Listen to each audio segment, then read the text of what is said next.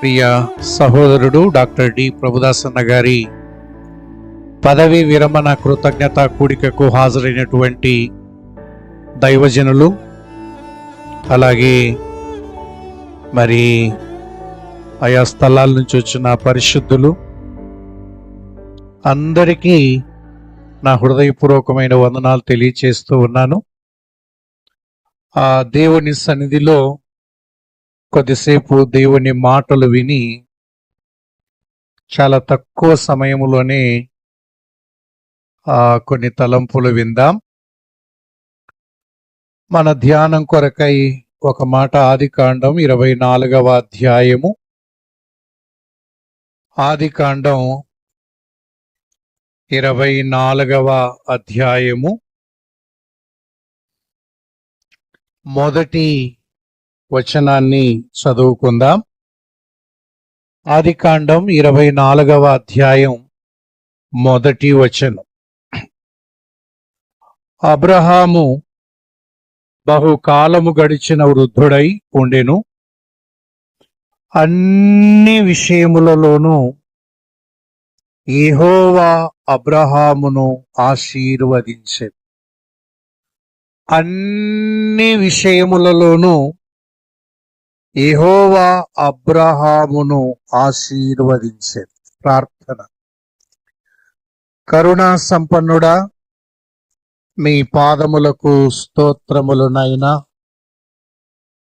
మీ మహాకృప చేతనే రక్షించబడిన మేము ప్రభుదినాన ఉదయకాలం మిమ్మును ఆరాధించే ధన్యత ఇచ్చినందుకై స్తుతిస్తూ ఉన్నాం. ప్రభువా, మీ వల్లనే బ్రతుకుచున్నాం, మీ వల్లనే చెల్లిస్తూ ఉన్నాం, ఉనికి కలిగి ఉన్నాం. మీరు లేకపోతే ఇవేవి మాకు లేవు. నమ్మి స్తుతిస్తూ ఉన్నాం. ప్రత్యేకంగా మీ దాసుడు డి ప్రభుదాసన్న గారి సర్వీస్ అంతటిలో సాయం చేసి గత దినం ఎదుగోనైనా పదవీ విరమణ చేయటానికి ఆ దినాన్ని మీరు తీసుకొని వచ్చినందుకై స్తుతిస్తూ ఉన్నాం. తన పట్ల మీరు చేసిన ఉపకారాలను, మేళ్లను మర్చిపోకుండా ప్రజల మధ్యలో మిమ్మల్ని స్తుతించటానికి ఏర్పాటు చేసిన స్తుతి కూడికను బట్టి మీకు స్తోత్రాలు. నైనా మీ దాసుని జీవితంలో జరిగించిన ప్రతి కార్యాన్ని బట్టి మీకు స్తోత్రాలు. ఈ సందర్భముగా కొద్ది నిమిషాలు మీ మాటలు వినబోతూ ఉంటుండగా నిలువన నన్ను మరుగు చేసి కొన్ని తలంపులైనా మా హృదయాల్లో నిల్చున్నట్లుగా మీరు బోధించమని మా మంచి బోధకుడైన క్రీస్తు యేసు వారి నామమున స్తోత్రములు చెల్లించి ఈ మనవులను అడిగి వేడుకొనుచున్నాము తండ్రి, ఆమేన్. ప్రభునందు ప్రియులారా, అబ్రహాము బహుకాలము గడిచిన వృద్ధుడైన తరువాత అబ్రహాము జీవితాన్ని పరిశీలన చేస్తే అందరికీ తేట తెల్లమైన విషయం ఏంటంటే, దేవుడు అన్ని విషయములలో అబ్రహామును ఆశీర్వదించెను. అన్ని విషయాలలో. అద్భుతమైన మాట. ఆనాడు అబ్రామును మనం ప్రత్యక్షంగా చూచి ఎరగం, లేఖనాల్లో మాత్రం ఎరిగినవారు. కానీ దేవుడు నేటి దినాల్లో కూడా మన మధ్యలోనే అన్ని విషయాల్లో ఆశీర్వదించబడిన వ్యక్తులు ఉన్నారు. అందులో ఒక వ్యక్తి డాక్టర్ డి ప్రభుదాస్ గారని చెప్పక తప్పదు. మన కళ్ళ ముందే దేవుని చేత అన్ని విషయాలలో తన పుట్టుక, తన విద్యారంగంలో ఎవరు ఎక్కలేనంత ఉన్నత శిఖరాలను దేవుడు ఎక్కించాడు. ఆ విషయంలో లోటు లేకుండా దేవుడు ఆశీర్వదించాడు. ఆ తర్వాత జీవనోపాధి కొరకై దేవుడు చక్కటి ఉద్యోగాన్ని దేవుడు అనుగ్రహించాడు. ఆ ఉద్యోగ రంగములో కూడా టీచర్గా జాయిన్ అయినప్పటికీ అనేక కోణాల్లో దేవుడు వాడుకున్నాడు. చూడ్డానికి టీచరే గాని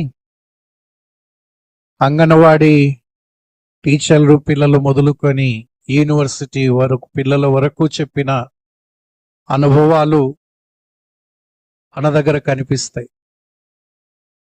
BEd college, DEd college, nursing colleges, high స్కూళ్ళు ఒకటనేమి ఉద్యోగ రంగంలో దేవుడు ఏ లోటు లేకుండా ఆశీర్వదించిన వ్యక్తి అని మనం గుర్తు చేసుకోవచ్చు. అలాగే కుటుంబ విషయంలో కూడా దేవుడు దాసుని చక్కగా దీవించాడు. తగిన భాగస్వామినిచ్చి వారి దాంపత్యాన్ని ఆశీర్వదించి చక్కటి సంతానం, ఆ సంతానం వివాహం.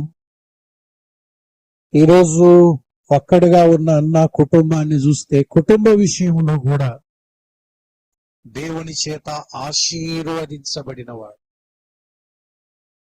ఇక ఆధ్యాత్మిక రంగంలో సేవలోనైనా పరిచర్యలోనైనా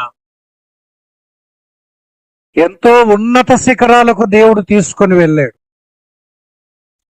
కొన్ని పదాలకు అన్న జీవితంలో నుంచి అర్థాలు గ్రహించాల్సి వస్తుంటుంది. ఉదాహరణకి క్రమశిక్షణగా ఎలా మెలగాలి అంటే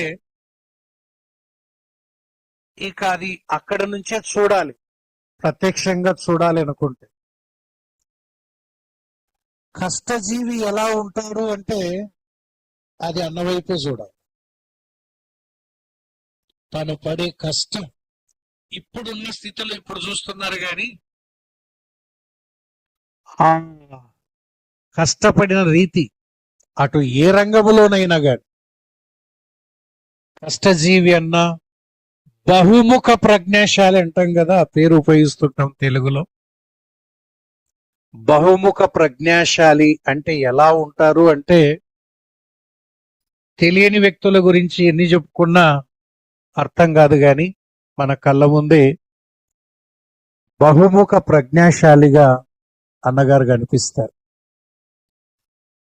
ఇక ఈ పదం ఆ పదం ఏముందండి, నేర్చుకునేవాడు ఎలా ఉండాలి అంటే అన్ననే చూడాలి. అప్పుడే కాదు సుమా, ఈ వయసులో కూడా కట్టు కదలకుండా ఏమీ తెలియని వ్యక్తిలాగా రాసుకుంటూ ఉంటే బహుశా నేర్చుకుంటే ఇలా నేర్చుకోవాలి అనిపిస్తుంది అన్నం చూస్తే. ఇక నేర్పించేవాడు ఎలా ఉండాలంటే మళ్ళీ అన్ననే చూడాలి. నేర్పించేవాడు ఎలా ఉండాలంటే ఒక వ్యక్తి నిలబెట్టిన తర్వాత ఆ వ్యక్తి చాతగాదని పడిపోతూ ఉంటే భుజాన్ని అడ్డు పెట్టి, ఆ వ్యక్తికి కూడా తెలుసు నేను సరిగ్గా చెప్పలేదని, కానీ భుజాన్ని అడ్డు వేసి వెరీ గుడ్, చాలా చక్కగా చెప్పావు, నాకంటే బాగా చెప్పావు.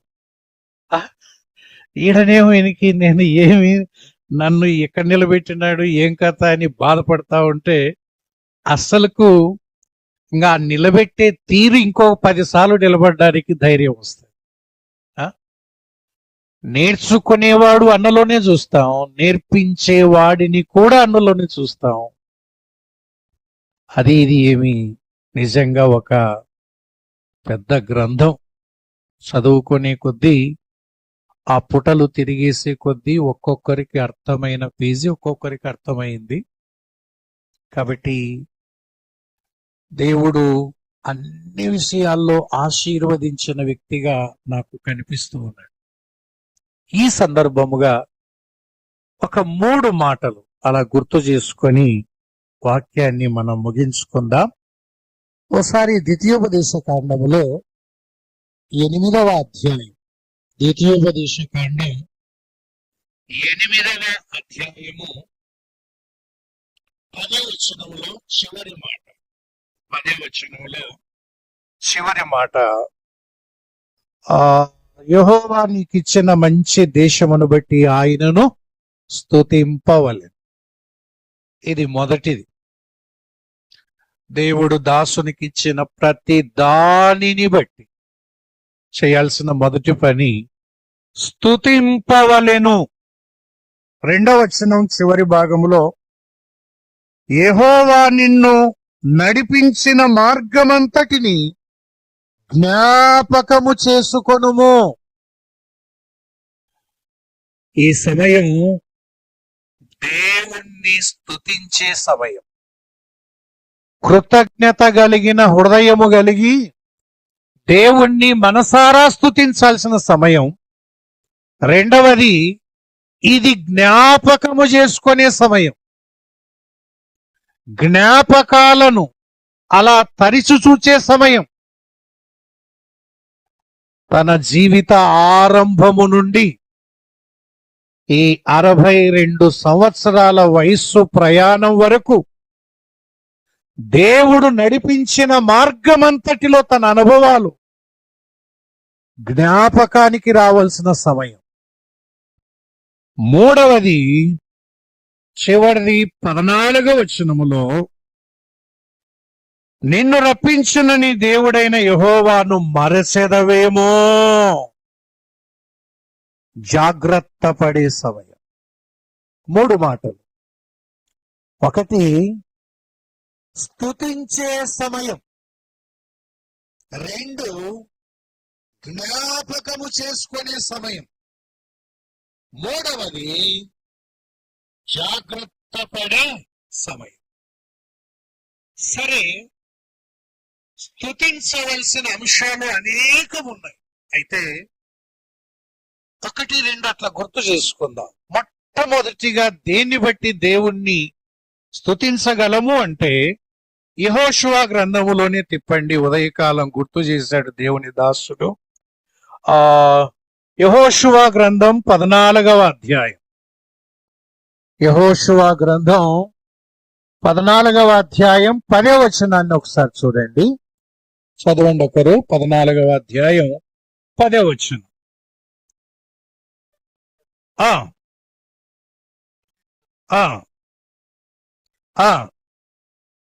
ఇశ్రాయేలీయులు అరణ్యములో నడిచిన ఈ 45 ఏండ్లు ఆయన నన్ను సజీవునిగా కాపాడి ఉన్నాడు.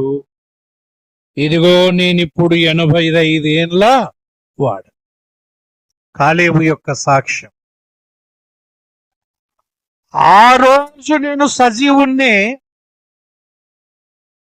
ఈనాడు కూడా నేను సజీవుణ్ణే.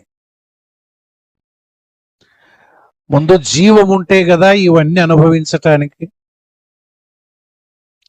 కాలేబు యొక్క కృతజ్ఞతతో కూడిన ఆ మాట ఏంటంటే, నన్ను సజీవునిగా కాపాడి ఉన్నాడు. ఆయన దృష్టిలో ఇది మెదులుతూ ఉంటుంది. తనతో పాటు ప్రయాణం ప్రారంభించిన వారు, తనతో పాటు ప్రయాణ మార్గములో కొనసాగిన వారు అందరూ మృతి పొందారు. మార్గ మధ్యములోని మృతి పొందారు. కానీ నన్ను సజీవునిగా, నిజమే, ఈ వృత్తికి సంబంధించిన ప్రయాణములో కూడా, వృత్తిలో చేరిన రోజు 28 సంవత్సరాలు, 28,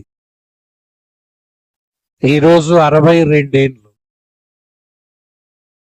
నేటికి ఈ 34 సంవత్సరాల 5 నెలల 6 రోజుల పాటు కూడా ఈ వృత్తిలో సజీవునిగా కాపాడిన దేవుడు. నిజమే ప్రభునందు ప్రియులారా. ఎప్పుడో కాదు, ఇప్పుడు ఎట్లా? కాలేబు అప్పుడు సజీవుడే, ఇప్పుడు సజీవుడే. మనం ఎప్పుడుదో అప్పుడు చెప్తుంటాం, నేనప్పుడైతే. ఇప్పుడు చెప్పు. ఆనాడు గోత్రానికి ఒకరు చొప్పున వేగు చూడడానికి కాలేబు యెహోషువలతో పాటు మిగతా 10 మంది కూడా బయలుదేరారు. 12 మంది కొలీగ్స్ అనొచ్చు. ఒక రకంగా ఒక పని మీద 12 మంది వెళ్ళారు. కానీ ఆనాడే 10 మంది మృతి చెందారు. కారణమేమి? చెడ్డ సమాచారము తెచ్చినందున, వారి బోధ సరైనది కానందున ఇశ్రాయేలు ప్రజలందరినీ ఏడిపించారు. చెడ్డ సమాచారము తెచ్చినందున 10 మంది ఆనాడు మృతి చెందారు. మరొక స్థలానికి వస్తే తిండి చేత మాంసాపేక్ష అధికమై అక్కడ కొద్ది మంది మృతి చెందారు. మరికొద్ది దూరం వస్తే వ్యభిచరించి 24,000 మంది మృతి చెందారు. ఇంకో స్థలానికి వస్తే మూర్ఖత్వం వల్ల దేవుడు వద్దని చెప్పినా వెళ్ళి చనిపోయిన వారు ఉన్నారు. మూర్ఖత్వం వల్ల, విగ్రహారాధన వల్ల, వ్యభిచారం వల్ల, చెడ్డ సమాచారము చెప్పినందువల్ల, తిండి వలన, రకరకాల కారణాలను బట్టి ఎందరో చనిపోయారు. ఆత్మీయంగా మనం ఆలోచన చేద్దాం. నీటికి సజీవుడవేనా? నీటికి ప్రకటనలో రాయబడినట్టుగా జీవించుచున్నావన్న పేరు మాత్రం ఉంది, గాని నీవు మృతుడవే అన్నాడు. దేనికి చచ్చావు? పరిశీలన చేసుకుందాం. ఆనాడు కాలేబు నేను అప్పుడు సజీవుణ్ణి, ఇప్పటికి కూడా సజీవముతో నన్ను కాపాడాడు. దేవుని దాసుడు మొట్టమొదట దేవునికి హృదయాన్ని విప్పి మనమందరము కలిసి దేవుణ్ణి స్తుతించాల్సింది. జీవముతో కాపాడినందుకై స్తోత్రం. మన జీవమే పాటిది, మన జీవమే పాటిదండి. ఫలాని వారు చనిపోయినారంటేనే నమ్మబుద్ధి కావడం లేదు, కానీ నమ్మాలి. ఎందుకంటే బహు స్వల్పమైనది, అంతలో కనబడి అంతలోనే కనబడకుండా ఆవిరి లాంటిది కదా. ఇలాంటి జీవాధిపతి ఈ జీవాన్ని కాపాడబట్టి ఈ రోజు కూడా ప్రశాంతంగా నెమ్మదిగా తన సర్వీస్ అంతటిని ముగించి ఆరోగ్యంగా పదవీ విరమణ చేయించిన దేవునికి స్తోత్రం చెల్లించారు. సజీవునిగా ఉంచిన దేవునికి స్తోత్రం. అలాగే ఇంకొక మాట అలా చూడండి. యెషయా గ్రంథం 64వ అధ్యాయము 4వ వచనములో, యెషయా గ్రంథం 64వ అధ్యాయం 4వ వచనం, యెషయా గ్రంథం 64వ అధ్యాయం 4వ వచనం, 64:4 చూద్దాం.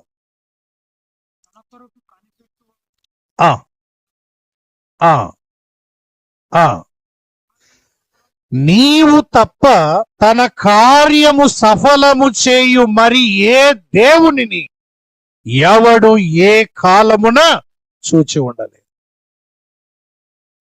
ఇది స్వీయ అనుభవంతో దేవుణ్ణి స్తుతించాలి. దేవా, ఇట్లాంటి దేవుణ్ణి ఏ కాలమున ఎవడు చూచి ఉండలేదు. ఏంటి అంటే కార్యము సఫలము చేయు దేవుడు. కార్యాలు అందరూ చేస్తూ ఉంటారు, మనం కూడా చేస్తాం. కానీ ఆ కార్యం సఫలం కావాలి అంటే చేసేవానిలో ఏమీ లేదు, సఫలపరిచే దేవుడు ముఖ్యం. ఈ సర్వీస్ అంతటిలో తన కార్యాలన్నింటినీ దేవుడు సఫలం చేసి, అంటే ఒక మాట ఉంది కదా, కార్యారంభము కంటే కార్యాంతము మేలు. ఎవరైనా కార్యాన్ని ఆరంభిస్తారు, కానీ కొనసాగించలేక చతికిలబడి 2 చేతులు పైకెత్తి మా చేత కాదు అని కూలబడిపోయిన వారు, కృంగిన వారు, వెనకబడిన వారు ఎంతో మంది ఉన్నారండి. కానీ ప్రారంభించిన పని, ఆ దినం సర్వీసులో చేరిన మొదటి రోజు మొదలుకొని నిర్దేశించిన వయస్సు వచ్చి పదవీ విరమణ చేసే దినం వరకు కార్యాన్ని సఫలము చేసిన దేవుడే స్తుతించాలి. కార్యాన్ని సఫలము చేసిన దేవుడు. అందువల్ల ఇది స్తుతించే సమయం. అన్నిటికంటే ప్రాముఖ్యంగా సజీవునిగా కాపాడిన దేవుణ్ణి స్తుతిద్దాం. ఎంతో మంది ఎన్నో రకాలుగా జీవితాల్ని చాలించి వెళ్ళిపోతున్న ఈ దినాల్లో కరోనాలు దాటుకొని వచ్చి, కరోనాలో కూడా విపత్కర పరిస్థితుల్లో కూడా దేవుడు తన దాసుని కాపాడి భద్రపరిచి ఈరోజు ఇంత సంతోషించటానికి కారణమైన ఈ దినం వరకు సజీవ లెక్కలో ఉంచిన దేవుడే స్తుతి నొందదగినవాడు. అంత మాత్రమే కాకుండా తన మార్గమంతటిలో తోడుగా ఉండి కార్యాన్ని సఫలము చేసిన దేవుణ్ణి, కార్యాంతం వరకు తీసుకొని వచ్చిన దేవుణ్ణి స్తుతించాలి. ఇది స్తుతించే సమయం. స్తుతించే సమయం. రెండవది జ్ఞాపకము చేసుకునే సమయం. జ్ఞాపకం. ఎంత జ్ఞాపకం ఉంటే అంత విశ్వాసం పెరుగుతుంది. జ్ఞాపకము లేకపోతే దేవుని కార్యాలు, మన విశ్వాసం తగ్గిపోతాయి. దావీదు సౌలు దగ్గర నిలబడ్డప్పుడు జ్ఞాపకం తెచ్చుకున్నాడు. సౌలైతే నీవు బాలుడవు, నీకు బలం చాలదు, నువ్వు వెళ్ళలేవు అంటూ ఉంటే దావీదు గుర్తు చేసుకుంటున్నాడు, అయ్యా నాకు బలము లేని మాట వాస్తవమే, బాలుడన్న మాట వాస్తవమే, కానీ సింహపు నోట నుండి, ఎలుగుబంటి నోట నుండి తప్పించిన దేవుడే ఈ యుద్ధాన్ని జరిగిస్తాడు అన్నప్పుడు తాను గొర్రెలు కాచుకునేటప్పుడు జరిగిన అనుభవాలన్నిటినీ జ్ఞాపకం చేసుకొని తన విశ్వాసాన్ని బలపరుచుకొని దేవుని కొరకు తెగించి రోషము కలిగి అవతల కేకలేస్తున్నాడు, ఇశ్రాయేలు పక్షమున ఒక్కడున్నాడా, ఎవడైనా ఉన్నాడా అంటే ఒకటే రోజు ఆ మాట విన్నాడు, ఇదిగో నేనున్నాను ప్రభు పక్షాన. అలా నిలబడి ముందుకు వెళ్ళడానికి కారణం తన జీవితంలో దేవుడు చేసిన కార్యాలను ఏనాడు మర్చిపోలేదు. ఈ ప్రయాణములో, మన ప్రయాణంలో దేవుణ్ణి ఎలా అర్థం చేసుకుంటాం, అనుభవ జ్ఞానం, దేవుణ్ణి ఎలా అనుభవిస్తూ ఉన్నాం. అనుభవపూర్వకమైన భక్తి, గుడ్డి భక్తి కాదు, మాటలతో భక్తి కాదు సుమ, అనుభవపూర్వకమైన భక్తి.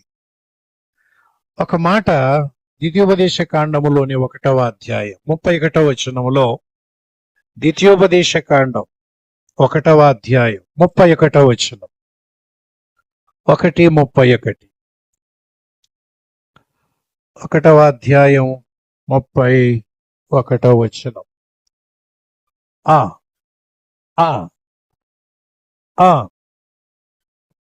మీ పక్షమున యుద్ధము చేయును, ఈ చోటికి చేరు వరకు మీరు వచ్చిన మార్గమంతటిలోనూ మనుష్యుడు తన కుమారుని ఎత్తుకొనున్నట్లు మీ దేవుడైన యెహోవా మిమ్మును ఎత్తుకొని వచ్చిన శక్తి మీరెరుగు. ఒక తండ్రిలాగా మన పరలోకపు తండ్రి మనల్ని ఎత్తుకొని వచ్చిన విధానాన్ని గుర్తుపెట్టుకోవాలి. మనంతటా మనం రాలేదు సుమ, రావటానికి సామర్థ్యం లేవు, శక్తి లేవు. మనకు చేతగాని వారు. కానీ ఎక్కడైతే నేను వెళ్ళలేను, నడవలేమన్నామో, ఒక మనుష్యుడు తన కుమారుని భుజాల మీద ఎత్తుకున్నట్టుగా ఈ ప్రయాణమంతటిలో మనల్ని ఎత్తుకొని నడిపిస్తున్నాడంటే మన భారాన్నంతా ఆయన భరించాడు. ఎత్తుకోవడం అంటే భారాన్ని భరించడం. భారము అంటే మన అవసరాలన్నీ తీర్చడం. 100% తన దాసుని అవసరాలన్నీ తీర్చి మార్గమంతటిలో ఒక తండ్రిలాగా కుమారుని ఎత్తుకొని వచ్చిన తండ్రిలాగా ఆ తండ్రి యొక్క జాలి కనికరం గుర్తు చేసుకోవాలి. అంత మాత్రమే కాకుండా ఒక తల్లి కుమారుణ్ణి ఆదరించినట్లుగా యెషయా గ్రంథములో ఉన్నట్టుగా ఆయన తల్లిలాగా ఆదరించినవాడు. అంత మాత్రమే కాదు సుమా, ఆయన ముదిమి వరకు వచ్చు వరకు ఎత్తుకునేవాడు. మనం పిల్లల్ని ఒక వయసు వరకు ఎత్తుకోగలం, అంతకు మించి భారాన్ని భరించలేవు. కానీ దేవుడు ముదిమి వరకు ఎత్తుకునేవాడు. అంత మాత్రమే కాకుండా ఆయన ఒక కాపరిలాగా. గొర్రెలు నిద్రపోతాయి కానీ కాపరి నిద్రపోదు. కాపరి ఆలోచన, గొర్రెల యొక్క ఆహారం, గొర్రెలకు నీళ్లు, గొర్రెల యొక్క భద్రత. ఒక కాపరి గొర్రెలను మేపినట్టుగా, కాచినట్టుగా దేవుడు మార్గములో ఒక కాపరిలాగా నడిపించాడు. అంత మాత్రమే కాకుండా దేవుడు అన్నాడు వారికి ఎప్పటికప్పుడు విషయాల్ని బోధిస్తూ ఒక మంచి బోధకుడుగా. కొన్ని సందర్భాల్లో ఈ మాట అంటుంటారు, ఎందుకు ఇడు చెడిపోయినా అంటే చెప్పేవాడు లేక. నిజమే, చెప్పేవారు లేక చాలా జీవితాలు పాడైపోయింది. కానీ మనకు మంచి బోధకుడు ఉన్నాడు. ప్రతి విషయాన్ని దాచిపెట్టుకోకుండా తెలియజేసిన దేవుడు. ఆయన తండ్రిగా, తల్లిగా, కాపరిగా, బోధకుడుగా ఇన్ని అనుభవాలు మనం అనుభవిస్తూ ఉన్నాం. ఇది జ్ఞాపకము చేసుకునే సమయం. చివరి మాట చదువుకున్నాం కదా, మరచెదవేమో, యెహోవాను మరచెదవేమో. జాగ్రత్త పడే సమయం. మరచెదవేమో, మరుస్తావని కాదు, ఏమో. యోబు కదా, తన పిల్లలు దేవునికి విరోధముగా పాపము చేసిరేమో, దేవుణ్ణి దూషించిరేమో. దూషించినారని కాదు గాని ఏమో, యవన కాలమున పిల్లలు విందు చేసుకుంటూ ఏమైనా దేవుని నామాన్ని దూషించారేమో. ఒక హెచ్చరిక, మరచిపోకూడదు. ఇంతగా సజీవునిగా కాపాడి ఇంతగా నడిపించిన దేవుణ్ణి ఎన్నడూ మరచిపోకుండా అట మరిచిపోయిన వాళ్ళు ఉన్నారు. మరిచిపోయిన వారు ఉన్నారు కాబట్టి మరిచడమేమో. జాగ్రత్త. అంత మాత్రమే కాకుండా 106వ కీర్తన 13వ వచనం, 106వ కీర్తన 13వ వచనాన్ని చూద్దాం. 106వ కీర్తన 13వ వచనం. వెంటనే మర్చిపోయిరి.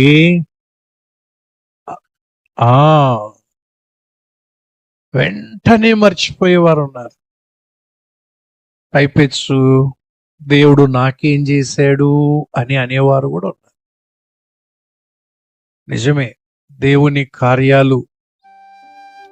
అందుకే ఒక భక్తుడు ఇలా ప్రార్థించాడట. విజయన చెప్పేవాడు, నాకు అన్ని ఇచ్చావు ప్రభువా, కృతజ్ఞత కలిగిన హృదయాన్ని కూడి ప్రభువా అని ప్రార్థన చేసేవాడట. ఎన్ని ఇచ్చినా ఈ హృదయం లేకపోతే లాభం ఏముంది? కృతజ్ఞత లేని వానికి ఎంత ఇచ్చినా లాభం లేదు. ఎంత చేసినా కృతజ్ఞత లేని హృదయం. కానీ మన హృదయము నిండా దేవుడు చేసిన ఆశ్చర్య కార్యాలు, అద్భుత కార్యాలు, ఆయన మనల్ని లేపినటువంటి కార్యాలు, సావు అంచుల వరకు వెళ్ళి తప్పించిన సందర్భాలు, మరణపు అంచుల వరకు వెళ్ళి ఇక లేరేమో అనుకున్న సందర్భంలో కూడా జీవముతో నిలిపిన ఆ దేవుణ్ణి, ఆ కార్యాలు దేవుడు ఎలా స్వస్థపరిచాడు, ఎలా బాగు చేశాడు, తిరిగి ఎలా ఆయన సెటిలైట్ చేశాడు, ఆ సమస్యల గుండా, ఆ ప్రాబ్లమ్స్ గుండా ఎలా నడిపించాడు, అవి గుర్తు చేసుకుంటూ ఆశ్చర్య కార్యాలు మర్చిపోకుండా దావీదన్నాడు, నా ప్రాణమా ఆయన చేసిన ఉపకారములలో దేనిని మరువకుండా, దేనిని మర్చిపోకుండా బ్రతుకు కాలమంతా దేవుడు మనకు నియమించిన ఆయుష్కాల దినాలన్నిట కృతజ్ఞులమై ఆయనను మర్చిపోకుండా, ఆయన ఆజ్ఞలు మర్చిపోకుండా, ఆయన అద్భుత కార్యాలు మర్చిపోకుండా, ఆయన చేసినటువంటి గొప్ప కార్యాలు మర్చిపోకుండా జాగ్రత్త కలిగి బ్రతకాలి. అందుకే ఇది స్తుతించే సమయం, నడిపించిన మార్గమును జ్ఞాపకం చేసుకునే సమయం, దేవుణ్ణి మర్చిపోకుండా భవిష్యత్ కాలంలో మరింతగా హత్తుకొనేటట్లు జాగ్రత్త పడే సమయం. మన జీవితాల్లో కూడా ఈ విషయాలను మనసును పెట్టి దేవుణ్ణి స్తుతిద్దాం.